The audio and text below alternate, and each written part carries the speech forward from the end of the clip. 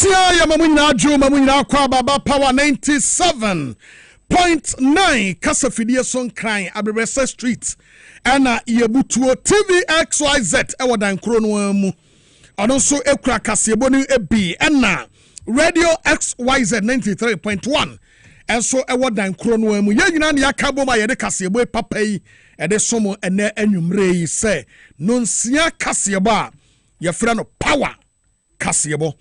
Now you come to Water Power 94.1 Eho Global FM. Eho Shop 106.9 Takrade and Soma 92.1 Crown Quanta.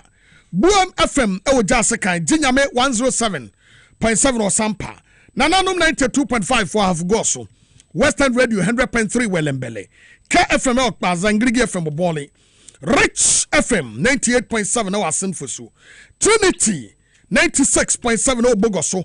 High Radio, Obitim, Oti Radio, 101.5, Ewo Dambai, Wempan Sampawen FM, Ewo Pusiga, Boro FM, 107.5, Ewo Sunyane, Lao Salens TV, Kasiebo, and I'm so, Adesienmo Eshibi, Oko Amanonia, RadioSMOnline.com, Ekutem, Apple 68, Virginia, USA, that's Radio Italy, Adam for Part Radio Paris. G-Live Radio Ewo UK, OPD Radio UK, Omunyina Ekutem, and yede Kasiebo papai, ede esomo ene edei. Information centers no do so bebre, Omunyina Ekutemu a yabobo ano so so kama. Ya yede somo ne so nsi abremu Kasiebo, El Power FM. Wadaroma nsemo yede be di mu akotrebide. Dr. Kasiebo latofo se ehun hia, ese NDC mrashebedafo, womo ebe pre position ho ewo mrashebedom sanse Mashemeda for Bano, woman a majority.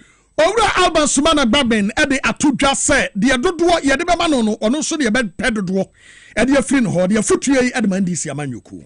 Na Dr. Matthew Poko Prempa, one more number, Ama MP Mayokona report. Eche say anem, so could the tabla say, Parliamentary and Famoma, yet the Baba Mom Fanya Nomope. Yamongramuna Yan Conquering Comora, John Dramani Mahama, Eddie Atudja say.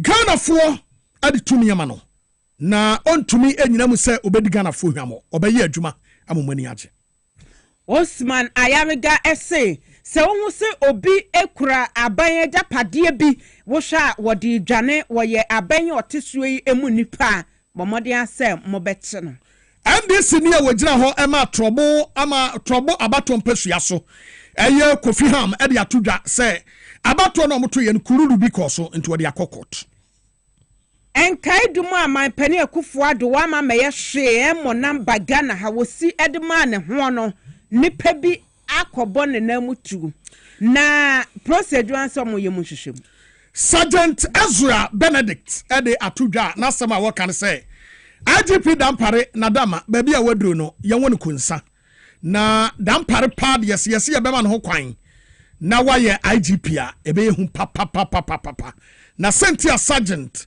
Ezra Benedict ekasa ansemi ye bekirem ene na cha se dampare be kosa so na ye ziba eti prosi adwuma ne konso a ema omo nkom anim udi boni wi a oseme pa IGP peba bitina ense no beka na mo bete ewo Kasiebo ni emum ye live ewo Facebook Power 979 TV XYZ because man na manfo ohine babo ama bene ewo koye page ewo Facebook a ye live ewo ho Kasiebo enimako bebo ye tudom na ye de bramo Roman Rate Chinese Clinic, Power Specialist Herbal Hospital, Let's Talk Educational Consult, Medimosis Clinic and Prostate Center, Haxa Mixture and Capsules, Ruta Natural Product, Spanish Garlic Mixture and Capsules, Oztec Real Estate, Solak Natural Clinic, Little George Health Shop, Edu Herbal Clinic, Piwak Natural Hair for the 3P Garlic Mixture, Abba Sabash Herbal Center, and Makui. Ana woma boya simu belt enyumei yede Kasiebo ye bem mokote beka for eyeme be po so hema nana ya foriwa amanfo ko mai agudie papa bi ladies dembo senafe okumangra diwan oheneba boama benye afei ensem ntiremu ana yede etoa so ede amawon ana mrasa badwafie eho eye sweet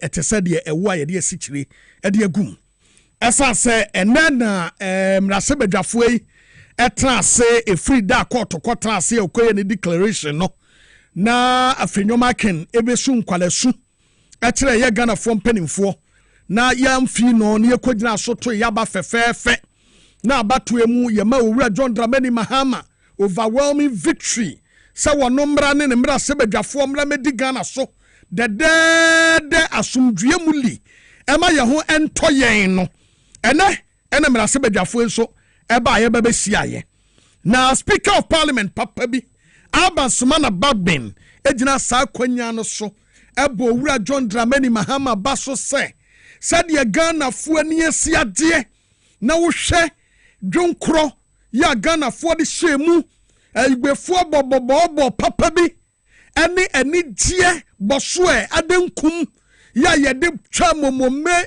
etwi streets ewa Ghana fo na nyina etiri ye ama bi mo ntumi ama adwuma ama manfo energy ye no obo owura John Dramani Mahama baso wasa kire mu se energy dia soronko a ye de ma owura John Dramani Mahama no eye energy dia bia emu oduro na emu ohwam na woboje ama baso papa pa wonkunim dia ababeka ne nsa na mom kwase burani wo brofo kasa bia wotaka say to whom much is given much is expected the other dom anabebre ba sha ne nsa no wono an ye betwan bebre e de afiri ne ho itu hwe Ghana fo said ye gina mu eto aba ne de fefefe ne kwanso eto no bafu edima owura John Dramani Mahama no a Ghana fo hwehwem puntunyuma ye die nkankro e de afiri ne ho enu nti wanya ne sa pepepe mra se badwa nso no enche NDC fo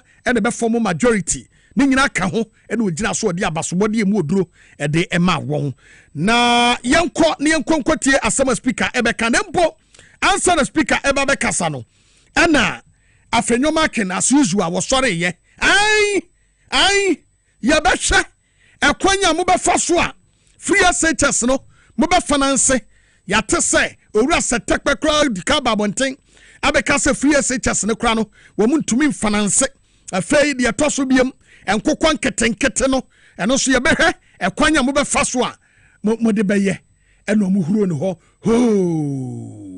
yankokwa he de yakoso mra se badwafie. We have learned some lessons in the aftermath of voting, and I'm hopeful steps will be taken to remedy the defects in the electoral system and the process, particularly of collation.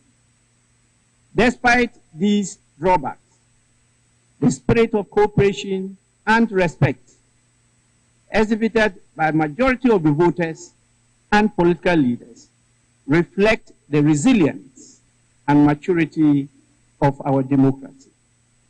Let us acknowledge, appreciate, and celebrate this achievement and use it as a solid foundation stone for continuous dialogue and collaboration as we work together to build the Ghana we want. To some of you, honorable members, this meeting may be the last moment of service within the corridors of Parliament, but certainly not the end of your political service or end of life. You never know what life holds in store for you. I encourage you to soldier on. Who knows? You may be, in the near future, you may join the group of members of Parliament referred to in this House as we shall return. Kindly take heart and remain hopeful of the future. Why I am summer Speaker of Parliament, Ora Alban, Sumana Bagbin, for the Atuja, na said Yosika Yeno, say we shall return no, HSA a qua walk on, or by saying Ababium as the Speaker of Parliament. That is number 3. Eti Papa. Nyame ebehwem so edemako ya mauti uti papa obesan aye speaker biem nyame enka ho waduma seni wadega na si ho ama nyame ehwe ne man sese nti papa Yes, say. Monko so monya ne saa. Nemum ye baba besrawo.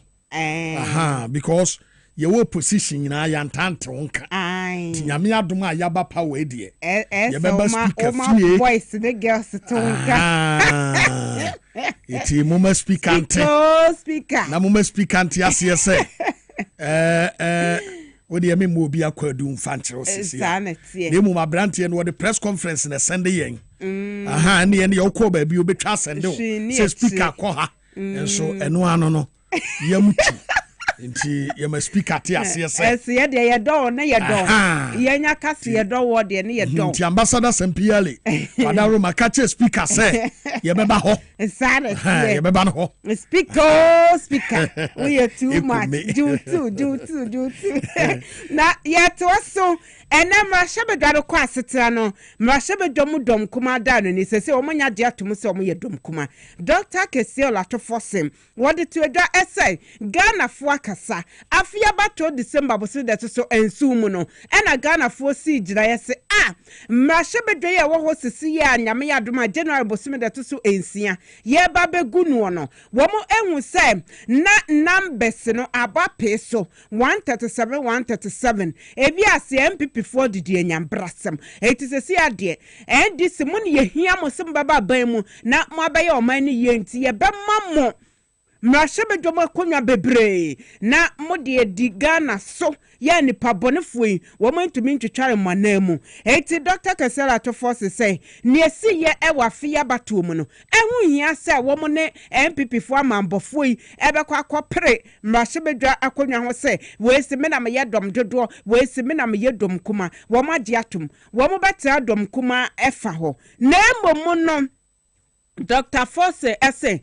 bibia bye na adresi wo de beba wo mu dom kuma no wo mu ehwemu a ebetumi aye wo haw sikasemu haw ababeda tememu force ne ndisi abaya eba ne de wo mu ebebo ne bongalat e de ato baby ene okasa ne nani abrepa ene wo say akuntabu ese tumi koso ne senti ene ye kyesem ndisi abaya eba ene empo mrahye dom kuma e wo ho sisia no wo mu ehwe e de Ghana yada che ho ban eti aban ye se wode nhye bi loan bi eba ebe wiase no e de bedding e de beto Ghana for so a won bebo ne bongalat de atonchen.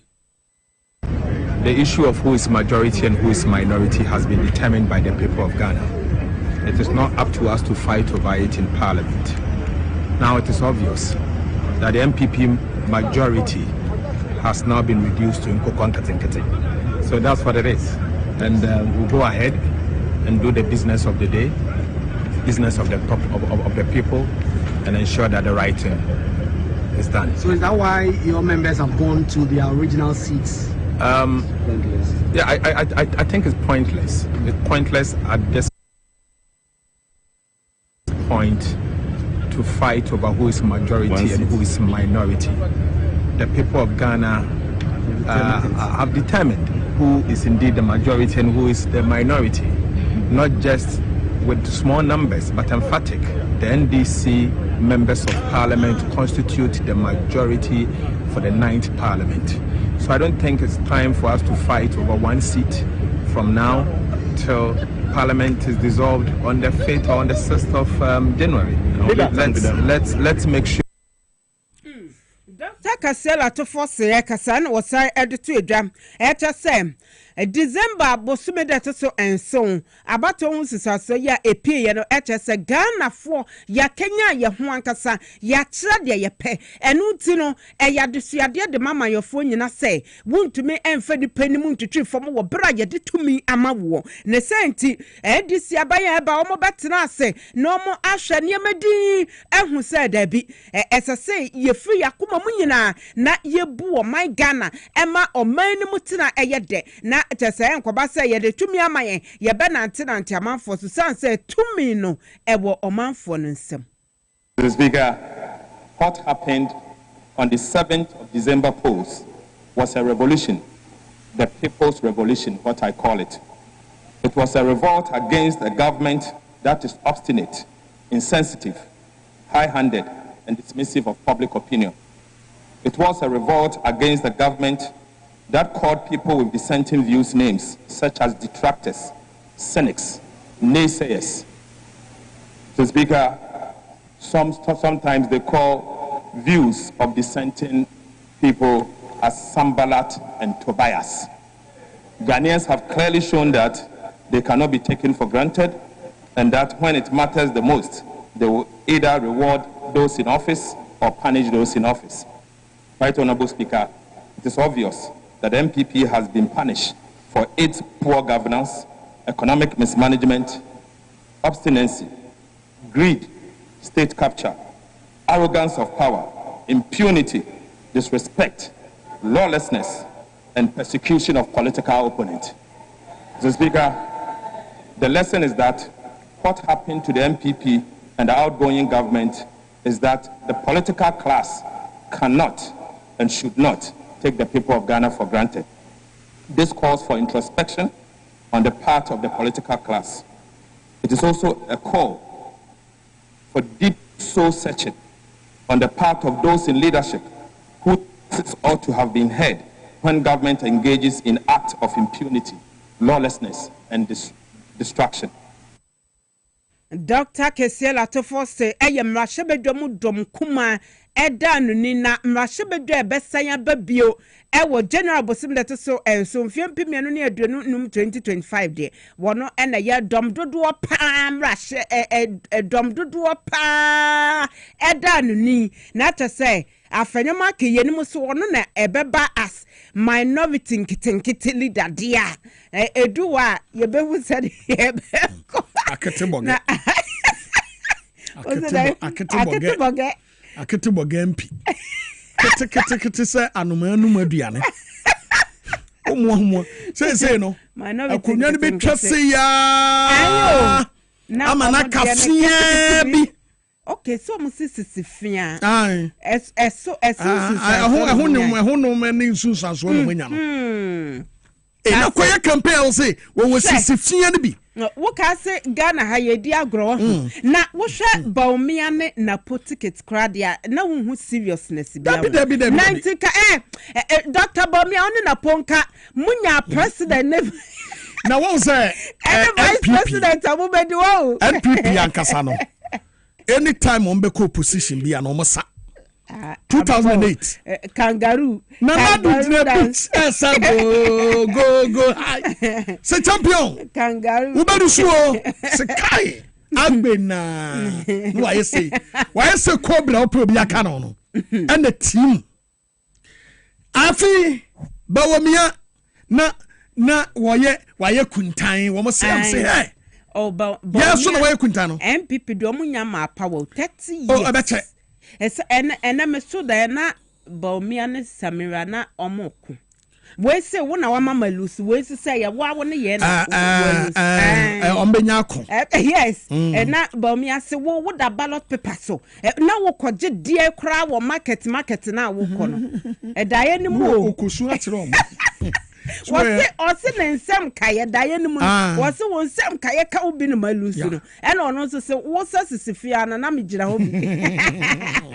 It's over there Omunyama power na SMU and a minority kitchen leader so see a majority leader Alexander Fenomake and you say one more majority leader be a broso NDC for Nana as would the Nashe and Pento Quinty and Famomo 80 Afenomake was it Anne MPP NDC for some say I mona Mobini abaton yo yate Ghana for say Mumra Media so yate name ye or son for ye better say free ni na ya shamo Bosha beba mode tu edwano ye hwe se mo betumi aya na enfie 9 beba no Ghana fo be hu se se na da na NDC dida ye nu ye ho pan wo se betting tax mo be da twam emission tax mo be da twam e-levy mo be da twam mo de mo ho osre papa mo mrada mo mebu man no ye hwe se bosha na mode tu edwano mo betumi aya. On the 7th of December, this mandate was rightfully exercised by the people of Ghana. They did so peacefully, without fear. They have elected a president and members of parliament.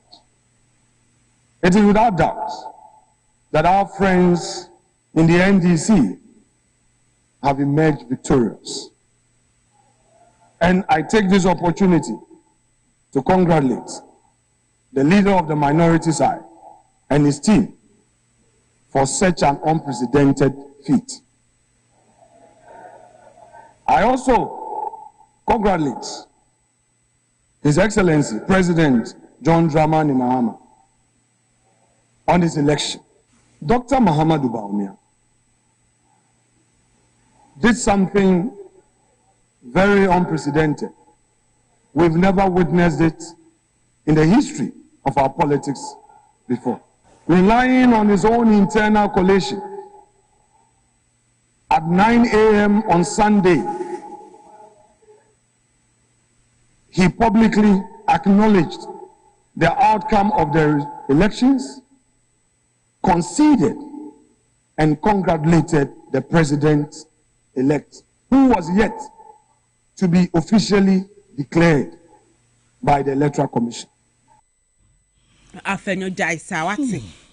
Na so wo de minimum so yo bianka utia bobe okay until say wo do ho bo man pani akufo ade ne Dr. Baumia na nka wo ye fine gentleman. Asema wo ken hwe sabi onyansa asema ewo mu ne say. And ye twezam si wie ne calculate no awe antu. Yes. Just a teacher bem ebe to tansa na wo nsa ware. Wabla utwa kokoti. Wo mu ne say wo twa kokoti. Dr. Baumia na wa be say potom. Baby wo ha ye to me calculate no anya zero.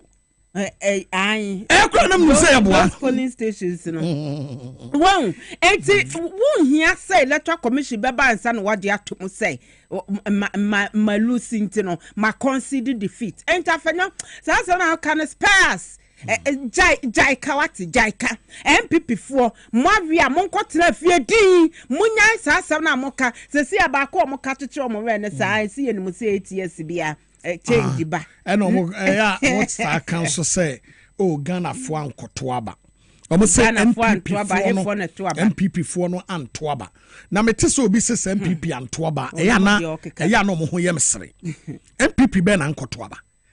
Voter region so amam for so Ankotuaba. Insanity. Ukom krum se hia baby so amam for so Ankotuaba. When the catch was MPP for Ankotuaba. Now say Ghana for na your magic so Betuaba. Anka unim MPP be ya. Enti meba say MPP for Antuaba. Kete na Dr. Baumia nya ehefo. Because of when ye own say MPP no. This is their normal size of vote.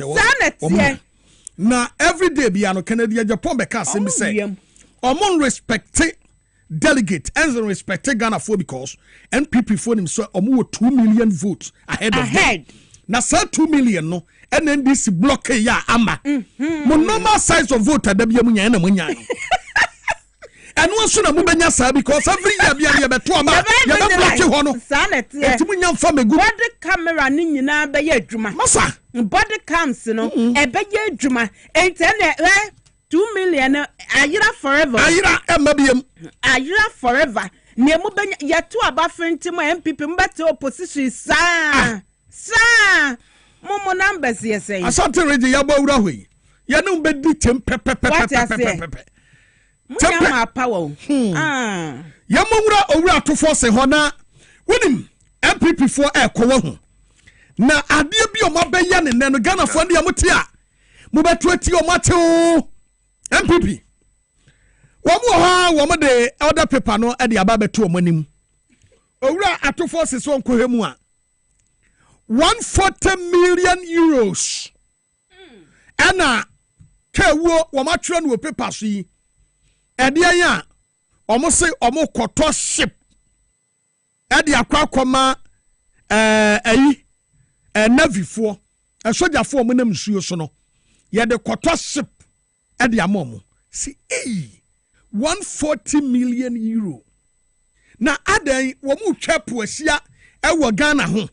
Yo mo de babe patrol anade anko na enu no owura no monyamfo atofo se da bida sa ship we ye to enye yi anka empo asem no enya yroho a anka bia a Ghana ye duro no sakane no ane ye Black Star Line no afi ye beto ship na ye de ye adwuma said ye bia Ghana no ye benya ye plane ye benya ye ships ya eno so di no ma be koma Ghana nyeska anka do kwa nya bone wɔse yɛ kɔtɔ ship ɛde ama sojafoɔ nti wɔn de sojafoɔ din na ato so so wɔn kɔtɔ ship a ne bu wɔbɛso 140 million euro ɛna owura atɔfoɔ sɛsɛ da bi da saa deɛ wei ɛmmoa ɔman no at this time a monkasa mo declare sɛ Ghana ha sika ni ha no na yɛ kɔ akɔtɔ ship 140 million euro in this economy a asai economy awie Samuel Akuni edu no dabi owura atɔfoɔ sɛn wɔse wɔn bɛ sekiro money han ahwɛ krata bi wɔn de bɛbam wɔse adeɛ bi mu a ɛsa yɛ no wanwan sɛ wɔn wɔ hɔ wɔn nkɔhɛ a ya listed companies wɔn akontanom wɔn girlfriends wɔn yerenom wɔn mpenafoɔ afei ɔbaa kura afei na wɔn ne ba bɛtwe mpere company ya listing saa sɛ wɔn taxes ne yɛn fa nkyɛ wɔn si mɔkɔla ni yɛn kyɛn tax abaso akɛ ni yɛn kyɛn tax ɔmo nso bi enyuma no bi yɛn kyɛn wɔn tax da mo mpenafoɔ de yɛn kyɛn wɔn taxes ɛne na owura Kasiebo atofo sɛ saa tax wei yɛ cha ɛmmoa yɛn konkotie de asie. Let me also comment on the business statement. The Speaker, this morning I made it clear to my colleague, the Honorable Afenyo Markin, that it will be wrong for an outgoing government to commit an incoming government to millions of US dollars, which will be a fiscal strain on the next budget. The Speaker, I said this on the backdrop that before us, they are proposing to buy ships worth 140 million euros at this time. Mr. Speaker, it is very wrong for a government that is leaving office in 3 weeks, to commit 140 million euros. Mr. Speaker, if it is extremely important for the state, allow the new government to commit them. Right, Honorable Speaker, the tax exemptions before us, if approved, will have a fiscal burden in the next budget. So you are saying that the next government should carry your burden of $350 million? Mr. Speaker, no way. No way. It's not going to happen. Right, Honorable Speaker, as we speak, there is no 2025 budget.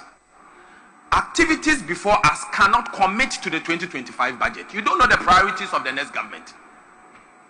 Look, I reviewed the Hansard before coming here. The Honorable Chairman Sir Bosu is a precedent to me. Okay, it's authority on this matter. In 2016, what he said to us, and it is for that reason why today we were not able to take the loan for Dam and Go Water. I brought Dam and Go Water before us. They said to us that you cannot commit the next government, and if it is urgent or important, allow the next government to take it. So, Mr. Speaker, issues that will commit this country, as long as our budget is concerned, Mr. Speaker, I beg to say that let us leave it for the next administration to handle. But there are other low-hanging fruits here, like the Environmental Protection Agency bill. It is only we finished the bill. We have left with only the third reading. So, Speaker, that one, if you want to do it, you can do it. If you don't want it, the next minister responsible for environment will come and do it. Oh no, Sansam ye ura Kasiebo to force and ekaye no. Anya defense minister, Dominic Nitiwu anya ne de, and was say, oh, a shape no ye here pa said the Ivory Coast for AC pay ya buye no, or see a boy puno ho bang. E de fana for fam ha saying, e bia na China for ba, ne was say soldier for no, a petro puno so, and a mibisa sena. A soldier for no munam pono so da no ya mo de wolantim butu na nam pono so anasa o maka che mo say o muni ship tenem oh na eno no ote say oh IMF for kra no omni IMF din komo kra dada ama IMF kra ma ye ho kwan say ye nkonkwaje sa loan no ne yemfa nkoto ship etiade na aka moma yakwanya no na yenye sa sika no mo approve ma yen ne yenye ne yenkoto ship no na ship no mesip no so ne nyina ya free ani hwa bi ansa ne ye bekwa yakọ so ship na ayeka the champion man ayeka itowura dominic niti adaro ma papa kofie na akokwaje wa home why ship no ye nya nto aha sojafo no ehia ship a owura John Dramani Mahama wonuma sojafo hawo obe assess to bia ma won omuhia bia mpa de eye papa ne ho ha obeto ama won yes enya momo de adwe a mukoto train ba ya bi share kra wo ene kia ekonya accident ya besi ne ayeye yare peki ya na wie train ntumi maaye ayeye eti yesremu a munya ye ship ma yen ya ye beto ship ya das na mlekiniti mfa ship ne mame ya da nas o nti okasai wankasa o kan ho no bat yamo ayo ehun hia kra se ye bebo say sabedi okay element of sabi nyansasam ne mo bi e wo mo ebe boaye na wo bedi lona unika ma parliament meji approve ansa na wakwa IMF o se IMF fufu approve amemo IMF approve amawa kwala kwaji lona se de mo ye niam basabasa no mo ka se enye yie papa eti wo de Ghana for reject mo mo hwe so nkoboko na mo nya de mo pese mo ye wa chire na no so ka se na Mrashebedwa no asetire mu ene no ena menshia South Mrashebedwani Dr. Matthew Opoku Prempe aka failed vice presidential candidate ono na powe wo hwe na wo enka na unya vice president obedi wo ho wonam ho sa no na po ese ane se disim Mrashebedwafo se na mon pene ma bibia nkoso Mrashebedwa mo de ene Mrashebedwa na omo mpon adanya North Tom Mrashebedwani Samuel Okudeto ablakwa wodi kai ekoka yese na sesia ebi oho ye bosia ebi oho ye tax exemption sa mompnafo company sa wo mo kra ne ma ba mo se taxes ededa so no yenyi yimfiri ho ema mo no se ye ne sa ebe bia se Ghana fo na de wo hawo ebe obegya ye so nti se ye hwe enhwehwe ya wodo amode agu yenimu Mrashebedwa mu ase enya ho adwuma de ede o hawo bebre Ghana ni sikasem no enya de ya ye bezoso no na posi wo mini ya netikokum adenti na Okudeto ekasa eti se disi Mrashebedwafo mo feel se Mrashebedwa na sete o ma ba enei ehun hia mo me empo Mrashebedwa no kwotena ase sase ye de ye ba ye se ye bedi loan atum ye ba ye se ye ba be yi taxes e de free amanfo komu no mo do mo ne ma ba wo mo abenya mu mfaso enya Ghana fo e na ebenya emfa Dr. Matthew Opoku Prempe. Speaker, I thought the minority leader and the majority leader had come to an understanding as far as government business that we can pursue this session that we are undergoing. Just to get up and say that Ghanaians have totally rejected MPP and all his bills and all his encumbrances is a very, very unfair statement, Mr. Speaker. It's a very, very unfair statement in the sense that there are other things that have been programmed that I think that we shouldn't even bother to do. Why should we at this time take up any bill, whether it is environmental bill or social bill? I think the new government then should come and start because we are resetting. And I agree, Ghanaians voted for resetting. So, Mr. Speaker, let's probably, the only thing we have to do is to take the vote on account and close shop. We should not continue with any business here because, like Honorable Okudeto said, and rightly so, Ghanaians have voted for the resetting agenda of Nkoko Nkiti. So, not only that, Mr. Speaker, apart from the vote and proceedings and maybe his end of service benefits that he's very much interested in, every other thing, social protection bill, second reading of bills, third reading, so that we have enough time to do Article 71 business and do vote on account, such that, yes, if it is not worth doing, it's not worth doing. Please. So we have agreed on resetting. Let's close shop on everything. Do those that are interested in that will further his own personal interest. And close shop. Thank you. Way also original and also Mrashebe say, ye man a brand on Casa Mr. Speaker, credit Musa, some more Babacano, Sabe, a Cheseniansa, woman, Babua Gana, She, Napo, Nanapona Metiasiana.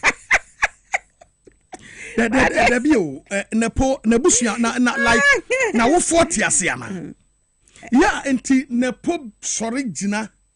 Na wo bie na no bia bola nko na pie firi na no mu ba bola napo bola aya na napo ho ya me nwanwa look hwe oh napo de se na no na meka so ye kwe esan se kwe in the sense that okọ ya me hohoro ne ho asante ene ne kasa ye ese binum se wo mu ade o mantete wo santi kọ na kọ hwe manuonyam wo hohoro ne ho fi no wo pie ye pe na wo sade ne ho kọ ye ewura esa de ne ho ya atache wo se mo kwa me nkroman eti Dr. Magtu Opoko Prempeh aka failed vice presidential candidate aka kwe on the yet say no one wonya MPBM 2 the vice na maso matese one ne yere ne kasa say be ya nkomo mu nyawa because so ware no purposely for we no so be vice na wonya second lady and as say no enya de aba omi abeba biem oh Baumia they say in the political career baby na wode na po aka ne ho de ko yes esa say na hwan na ebe fa na po so me ye mate to party aka kakra me ato abase na omo mane nkasa say o kasa bola nko bola Magtu Opoko Prempeh kaka doctor bola man o kasa bia echese kwe akasa ko kacha sentifo say omo de omo hia mpuntu dwuma bia de omo hia ni t-shirt also fi t-shirt in bomb so papa watch na wo sorry ana wo de t-shirt akogina ho okude ton ma sorry ka asem ebebo ama Ghana ko nanimu a wugya ho de bola etutware ya na paba bita na ye hu kwan mu Magtu Opoko Prempeh moayen owura John Dramani Mahama na aka sei na wo de sansem we de tudwa wa bra Pentecost Ghana Pentecostal and Charismatic Council ya Apostle Eric Nyameche eda no omkosere jem ene no kobo nkomo omko ho a asem ne tietietia ombe wo hye no na wo moma ama no congrats say Ghana for ato aba overwhelmingly ede amano na owura John Dramani Mahama nso ede to omanim say Ghana for akasa enya Ghana for ena ato aba mame Ghana for said you ma to aba mame no mintumi mfeli wo mo da e wo sam ye de beboa said ye be ya Ghana ede ne ntoma papa ede be fra wisdom ede jome no gina ho wisdom yanko I had the private office of President-elect John Dramani Mahama.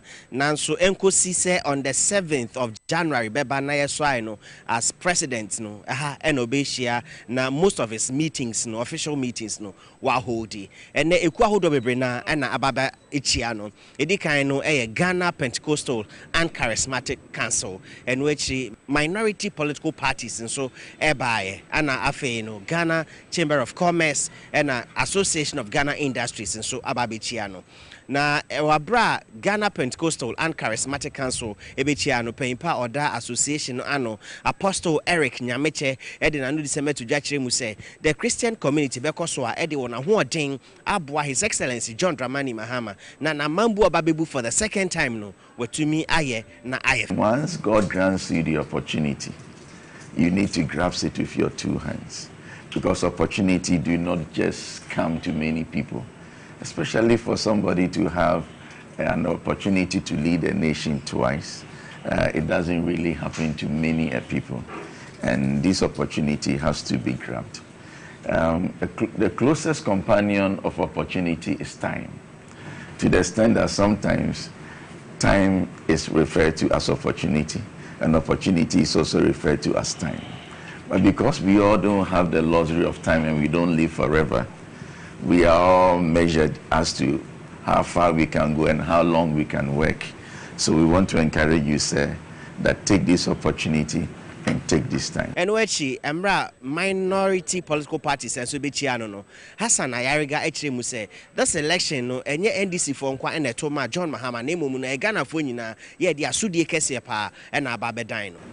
The 2024 elections was not won just by the campaign of the NDC alone, but by the displeasure of many Ghanaians who did not see leadership from the MPP.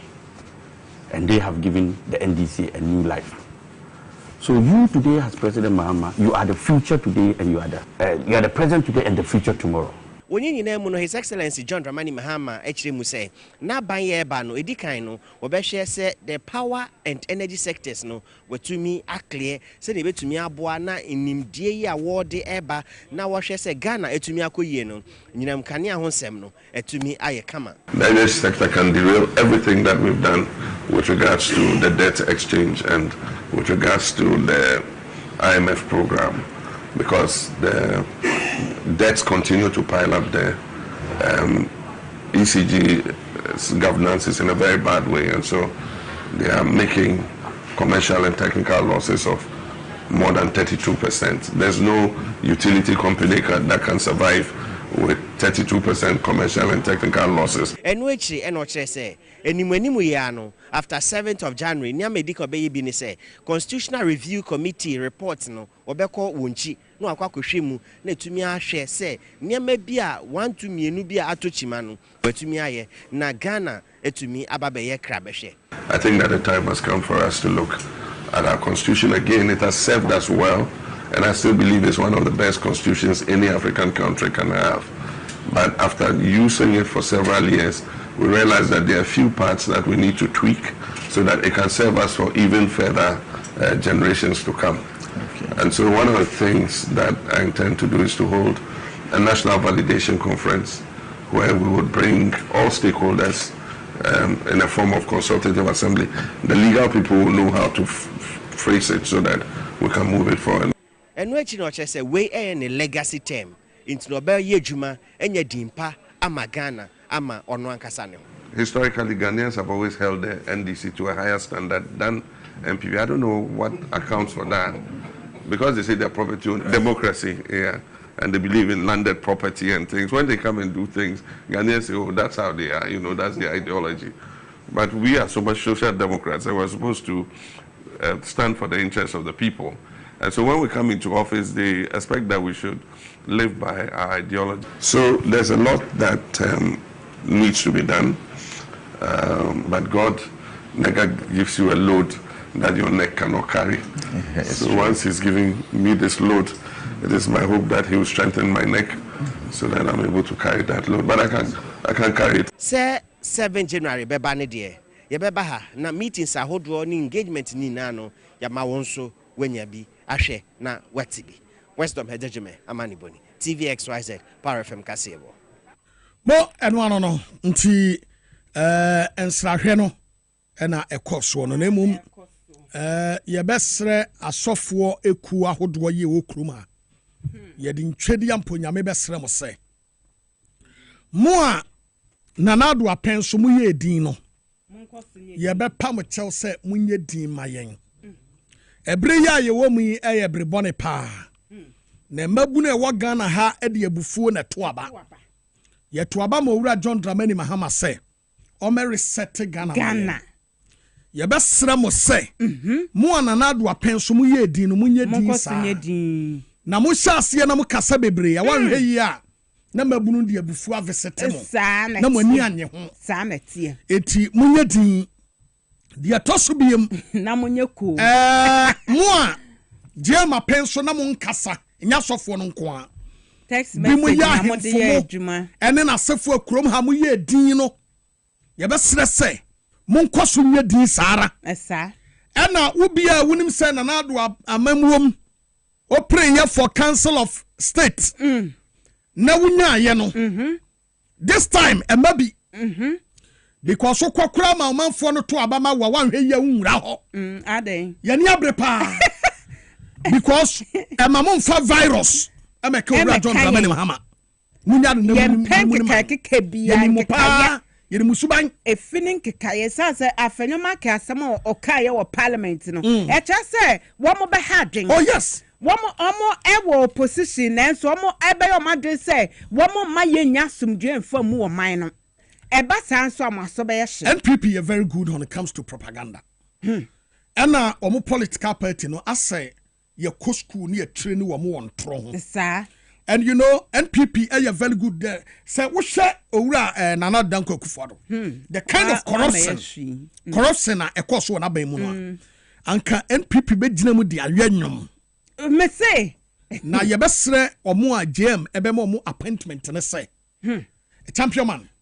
Ye do kwatra office wa. Kan hunu say ye nyina na ye dinemu. Sir. Ye mu bi risk your life for reason kra me yakobai.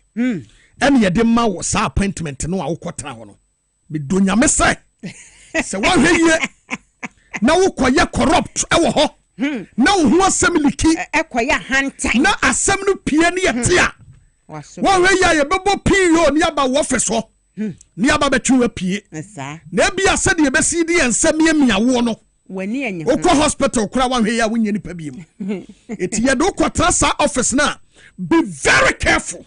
A hand time away. Sha ora John Dramani Mahama no yenim se obetumi aye. Yes. Enti yeku ye ho no na yenim se obetumi aye. Insanity. Ghana fo tie ye. Etia sempa no. Omutu hu anamo. This is the time mesre ora John Dramani Mahama nso say. Moye nuoma monka no. Jam we dia ye wow message.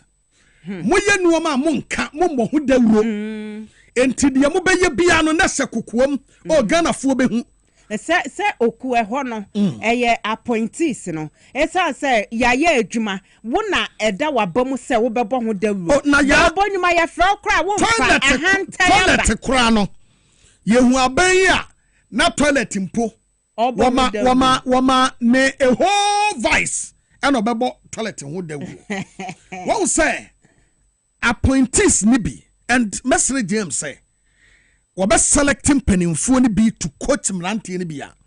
One selecting mrantie na come di womu no so bi na mo koye adwuma no. Because mrantie na come di womu no. By the time obeti $1 million e bia na nsa beka bi no. Na bia na omo the third year. Ya wa perform omo ba beko. But your penny bi wo ha. Wono $1 million no wo hu aye skaketo bi ma no. Etu wo betena ho no. Afe no obeya hantan obeya dwe enya pani ni obi a waba akokora obi wo hokora waba akokora na mom wonwura wonya post biada yempe omo a omani abre yompe so magana yeyie ne fo mo nko ho ye hu se bi mu kurakura wo mo wa fa asefo ne wo mo nananom CV said na mo ho mo ntwe mo ho mo ma papa ne kwan na ono a en select ni pa ono mo be ye adwuma ye wo mabuna wo mo ede wo mo hu si wo ye adwuma pa wo ne wo ni papa bi na oni wo fa bi a wo de ne CV akoba bi akopa adwuma ma no eti se ni pa no ono be ye den so wo bi o ha wo ni political godfather bi na sa eti no mama papa na fa na nto fom nhwehwem ni wonyi wo ma obetumi ni wo ma ye adwuma ena de wo hu se wo fa ase nya adwuma ni bi ye ai ye ko na wo wen ye ko apre ade Ghana esi wo na wo fa ase no ma me nto nkran ko sa hwi oso ene prosi commander bi frɛ me from ho na papa me di twedi amponya me srewo me te se ye se opɛ se obeye prosini e wo Jubilee House. With all due respect, and yamina ma appointment. Men frame beam. The Atiana say, so course a your son koye jumano. Say NDC for a woho. And we say we prosinia. We ye juma, a boa John Dramani Mahama wa formua. NDC for the woho and Casacra. Omunimu. Etianyame. And I make kudi ho dance wo baby. Yes. Ura John Mahama no wanya madamfo. Mama ha mama. Mesraw course. Pe obabi tena. Obi o ene mo ba pa we de ene se ne na che se ye ni da we ni da hwan so. The thing is ye ba be reset Ghana. Ama Ghana aye baby a wo tera wo ho beto we ni jaba. Eno botaye no. Se ye ne da ache na na wo ha. Esa. Eno kwa aburuchire. It is say e wo se da ache nso fra aburuchire ba. Wo hu se Ghana no. ene wote ha ede de to betu de Ghana de atoto abrochire ho hu say o me nkokora bi na krom ayaye enu bi no sa won enya so obi koji scan na say yo ye nyina ye pe say ye business na wo ya ye create that enabling environment edemamo obi a ho to no na enya so obi koji bibi na my penny mama ka bibi enra es or call Thanksgiving na o say ebra na owo opposition no one say wo aban mu a bronya so ene ham person de nipa empa wo fie wo bi e ba ho na oba opposition no ohuye enka on a normal day time on what power no obi beba o mi twem na me fa ha chia ebi kransi ane eti chese papa no wotena akire no wasua de pa na wahu nipa suban eti nei etumi aba wo mo kɔ hɔ ena ye ba betia na de je mu adaro mo me de hampa ne ba wo de ka cho mo se mo fa nkomo okumangra esa ene be posema mu hia me John Mahama de mi hia biem otu odada no mo amfa nkoma no enye ne na mo de hampa be ko wo de men reject mo mfa mre ye ye de hia pa etu wo de wonya ede ba ya pe no atie mo oku na wo he mo se papa mo ofie wo se wo de aba be fa ko alaji tanko de ba alaji tanko alaji tanko obadi agufie ni aba be sisa na aba be sisa sa pepe mamfa na pare de no so sa won ya won ehia Sergeant Ezra Benedict aye prosini na wo de kata bi de aba bonten ese prosini penia ye frɛ no dampare wɔsrɛ owura John Dramani Mahama sɛ ɔmpam no na sentia ema Sergeant Ezra ede kratai ede ba ye nyina ne sɛ wɔse February bosom ne da na ɛtɔso nkron ɛwɔ mfiempim yenu ane aduonum yensa wɔmo ha no mete sɛ aprosifo atraye no eja atɔ edan ba akomu wɔmurawura mu no ɔmo frɛ National Fire Service forma Fire Service for putuprum ombo wura ho ebedum gya no wotem se wabra Fire Service for edum gya no na nkodi obi ahwe ne se aprosifo atena ya egya to ho de ankombe nhwemu kese na wo de aba na adekode no a ekofa saa egyase no baaye no wo mbetu wana mo sade be ya asade no ebi nsibim omo kyese efri sabre no ede ba besinne Fire Service for hwehwemu omo ye no besi na hwe mae osre Fire Service for say omfa sa hwemu no emfa mra de atoso biem wose abrantie bi ya na ne number eye 53619 Lance Corporal Asitanga Williams wono na boapaye wo twaja eto sa dan mu ehye na won say sentia Lance Corporal Asitanga Williams etwaja etum ne say na wadi boni bi eti sa boni no na peso kata so no enu nti ena mani twaja eto sa dan mu hye no na essence IGP dan pare so na boni no no nim hu bie na sa de no na eye ne de sa abrante na di sa adwumani nti no wampe amua ema sam no no kuradie ametodwa da edi bebe sine abrante asam a woto aso ne say obaso wura John Dramani Mahama se ekwen bia so emane mfa dam pare ma won no mu hia ne se wonye omu IGP biem dam pare ankasa no omu nye hwehwemu mfa ne ho na boni a wadi no prosi adwuma ne mu ene no ma waye tie prosi no omu ye san hwemu no na omu mfa mra metudwa na omu ye ne sa no a omu prosifo no omu ni ebeje we every Sergeant Ezra Benedict eho na mame mfa sasem we mfa nka ho se mesre obi a owura John Dramani Mahama se papa wunim de enye ye ne ye ba be appoint obi ama wo nemum yanya ye tie akire no yenso ne yenim bra ya bre wa prosifo bi nsa no enkanka ene papa no a ye friend dampare ya dampare ewo microfinance company ya owura dampare enne no me pese me no ko deep kakra wate dampare wo microfinance company ya ye frɛ no JIMET JIMET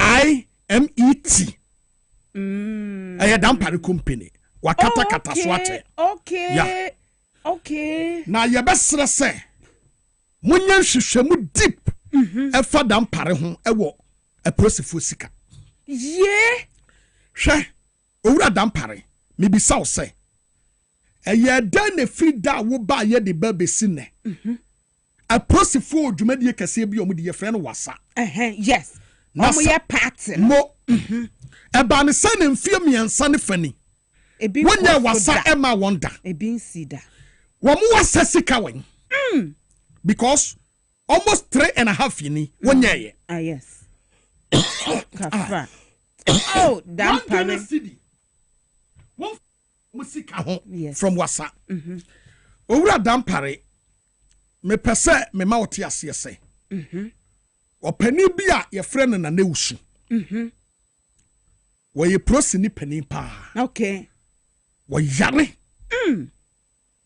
na wono na fa dampare se ne ba time dampare ko school unim se dampare ko school no o wie ye no o tra no ho 4 years e de boni degree the doctorate degree okay owura dampare papa ne se woda wase se wo boni na duru ho wo turu ko hwe nkwam na wo de na ko hwe owuom man ne yare am ye de ne nkrata nyina de akoto dampare anim na eye aprosifo nsese se wo yare a ye hwe no ene papa wa brochire dampare opani ne so woda wase boni a wo di no wo de wudi na beko adan na wo sei prosi adwuma ku no adan na wo pese wo bo prosi adwuma no adan wo ye wadwen say wo pese wo collapse prosi no and said dampare hu say ya dampare hu say dampare hu say wo we potential we nipa ubedi IGP amana yi a wabako everywhere possible so be nail you so our media cabal yes awo no mo ye adwuma enti hwe me awie me kaye na me gusuka Obula Mangote may sounded this word of caution to you. Obula Mangote, Professor Jampo, Professor runs for Jampo, Mibu Pam. Stay away from this issue. Professor runs for Jampo, Tinanchen, Adam Bonadi or no, yeneno, ewo, sa level, intino, or ya. Chese kromo abefuno Adam Bona yenim wone IDP connection. We know. Eti mube stay away.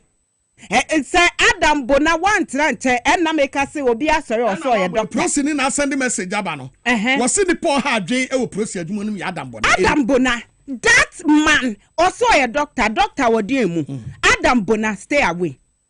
Tranchen say yenimuniama ekoso sa media for na it is alleged esemu wo media for bia mutua omoka na no wunua penny captain smart or start jandamu bi eme eba betia mu na someone hwe yi a edin ye bebobo eti mo media for na mama mo ho kwan na allegedly dampare au simu no mo be ya hwe yi papa yeni abre say me wo image bi wo ha na eye ASP Alhaji Bawa Abdul Jalil yes that man won say Owula Mangote ne write up no o tro ne say deputy IGP onyonya for Christian Tetehu no assemble 10 men sanka wo mo ba be hwia abato no de ma NPP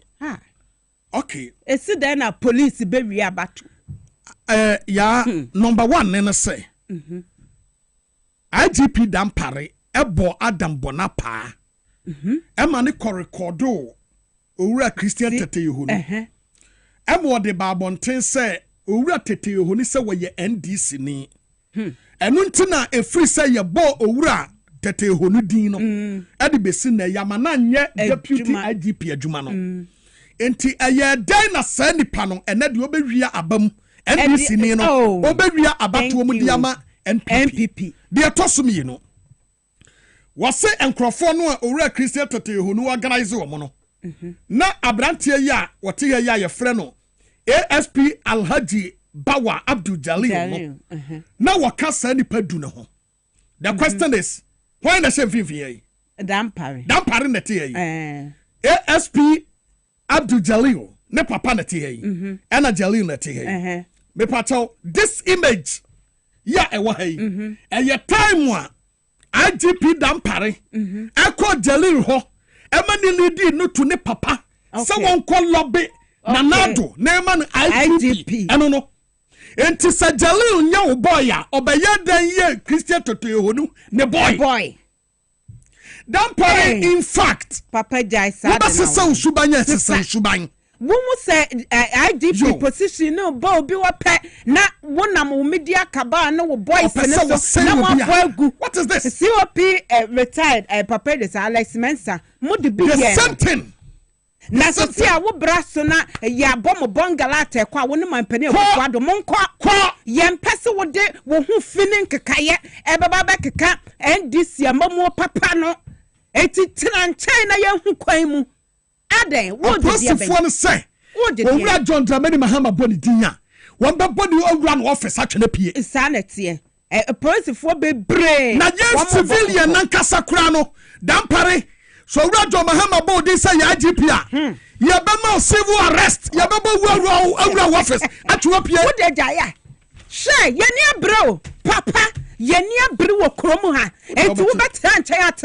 what say prosi adwuma esa se wo da bia me kasa ba no police a wo ni mo hwe wo ho eye hype na wo ma over hype esa se wo media form ebe hype wunti wonya wasama prosifo nso do sorry da bia no akosi se denesrefo aba no aduane amomadi wadwuma no IGP celebrity IGP Putin what IGP a wo kwa wo cameraman dinachi me kotokokwa atoto etitwa me kotikala wole twa me kotokoko twa me de nkwada betwam twa me okọ on cameraman yo dinachi a wono twitwa se no masa memfa maha trantain yo mami mawuram yemfa sene mu oduro mfa maboafo aso mu Kasiebo yi ye de ebremo ye wie ni anye bibia kura bi mu a ya pon saba obeboa manu ma nyina ya kama na o sexual weakness no infertility hepatitis and sexual infection diseases wada rom obeboa manu ma nyina ya kama wo La Paz woni abrantia sport no din hwani mu frɛ no 0500 064 000 0500 064 001 mami kan foma o say 3p garlic mixture garlic aduro wanwaso tatahwe pa ye wunya bia eboa ni paduane papa general body pains general well-being kasia mroso ye fry kasia stress ene de kaka ho wada roma ya pebina omwa wona anije etumi enkoso piwak natural health no de adupa de bae friend was 0248 928 824 0248 928 824 Edu aba clinic at the SMB test part tatahwe no edi aba na wunya bia eboa papa SM de ye dro nwaso bia wunya binum a wankasa obechiri afili pa Ghana ha ba bia ton no bia no ubenya bi frɛ 0558 379545 0558 379545 Mami come for Little George Health Shop and for amount what the core mixture core plus mixture Dominion herbal powder vitamins ne minerals ya hye ne kama e wo local ne foreign herbs eboaw ema utumi gina so nti wunya bia watere kra Little George papa metia no ma nyina be kama iti Little George wade bia hwe bia no kwajibi mani gemra obetumi afre 0243 140 213 0243 140 213 Solak Natural Clinic ena wose yemfa enkratu mfama wi wose yemfa to anim say awo ho ayodin wo kidney ade wo liver problem aba ho woso ye nipa bia woda na dwo ntumi na wona se atatai o prostate problem aba ho en wanya dwonso mu yade wada roma wombeboa papa woba bibia lab womo yansana o kokomlemle wo ben Harvard Senior High School no frɛ 0553 932631 0553 932631 Ostek Rest It ene yeduru mo so no on sase papa nsase pa ya ededa ho a wotonton na ensase no biwo dodowa ayikuma asebi doyumu afienya dowenya Shy Hills on sase ewo ho nyina wodi ane se woni wo mu ebedi nsawoso na wanya sase pa bi wonya sika keto bi a tobi to na obi ni mo kyenasem obetumi afre 0244 684 069 0244 684 069 asase pa eno Spanish garlic mixture and capsules when I sit at a wedro no ojun so bebre bad cholesterol menstrual disorders arthritis any halitosis wedro no obeboa papa Spanish garlic mixture no Ghana ha ba bi eto nro bi adogbo wura ubenya bi frɛ ɛwɔ 0266 1141 0266 1141 Ruta ne duro bi agye nkwa ya na wafrɛ Ruta duro bi agye nkwa na Ruta mixture no etu malaria fever se eti unya Ruta mixture ebebo papa yo Ruta Titanic typhoid fever free ho ema ahotoba ena Ruta life na ne srade ni padua ni mu mahoto eba obatumi afrɛ Dr. Abi ewo 0244 503443 to be ton na obenye skawate 0244 503443 wuton Ruta nro no a eya no abompa yese malaria enchinipa na wono so meto aduro no yesa se malaria dro tatahwe Ruta mixture afei Haxa mixture any Haxa capsules aduro papa opasa wo sotia waduro eni stomach ulcer waduro eno no we afra kasiem from aginem waduro no acid awura ni padua no ne de ka ho waduro ni onso de no wo ho a na nsuo afiri hwenim aso wanya code uja na na muja wo mu a Haxa mixture and capsules any adura wono ma eboa papa Ghana ha ba bi eton robia no ubenya bi frɛ 0240 238 310 0240 238 310 Medmosis Clinic and Prostate Center was here for two and prostate disorder, sexual weakness, infertility, hypertension, diabetes, sciatica. Fabra Medmosis na badia pomden papa ya ebeboa. Medmosis baby eton rubiano.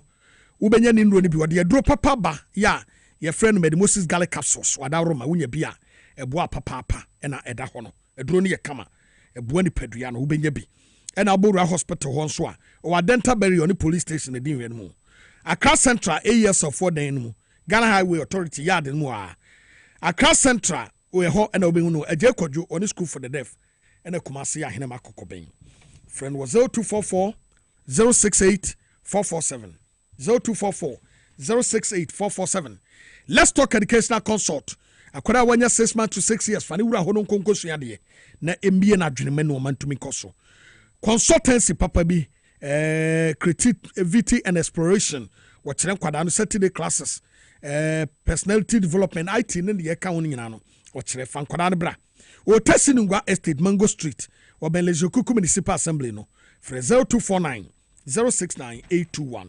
0249 069821 Mamin Kanfo power specialist eba hospital Mami Beatrice Kosu adua ya wono no hepatitis A, B, C, D, and E otu ase fatty liver, sciatica, prostate, ulcer, compo, and fibroid. What the bar obe ye free.